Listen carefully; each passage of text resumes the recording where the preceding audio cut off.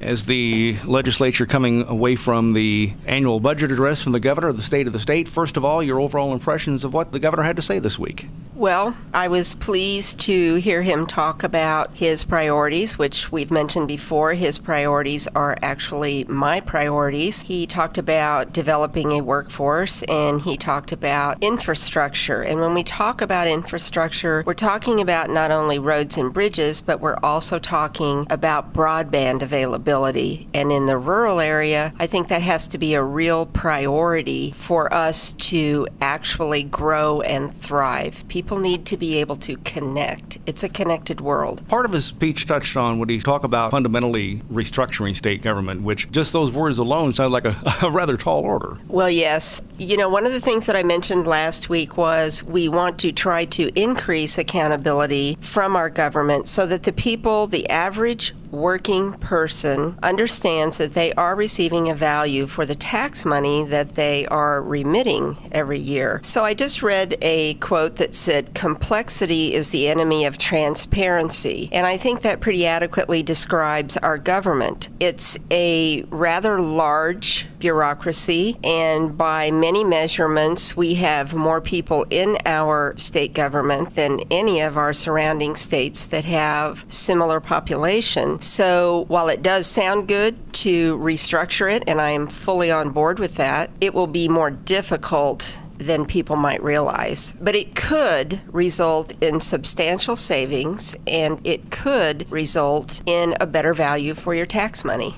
Medicaid reform, this is something we hear about often. We heard about it with the speech this week. Your ideas on this? Well, Medicaid pays for a lot of essential services. It is a program that is largely, the funding is originating from the federal government, and we have to come up with a match to get the money. The part that we're lacking is personal responsibility in our Medicaid expenditure, so we need to be looking at that. We also have a situation where our nursing homes are receiving a lower reimbursement for Medicaid clients, and I just found out just a few days ago, while that is happening, causing financial stress on our nursing homes, we are at the same time paying for a Missouri resident or residents who might choose to live in a facility that is, for instance, in Illinois. So what that means to us is our nursing homes have to pay essentially a tax to help draw down the money from the federal government, so it's costing them. But when we have someone who is a Missouri resident and they decide to go to Illinois, for instance, and stay in a home there, that home is not collecting a tax and helping us draw down the money, yet they are being reimbursed for that client. So we're sending our Medicaid dollars, which are already in short supply, to another state in a higher reimbursement rate, and they are not helping us to draw down the money in the first place. So that is just one example of the kinds of reform that we need to be looking at, and I do have confidence that our new director of Medicaid will be looking at that situation, and we will come up with a solution, because Missouri residents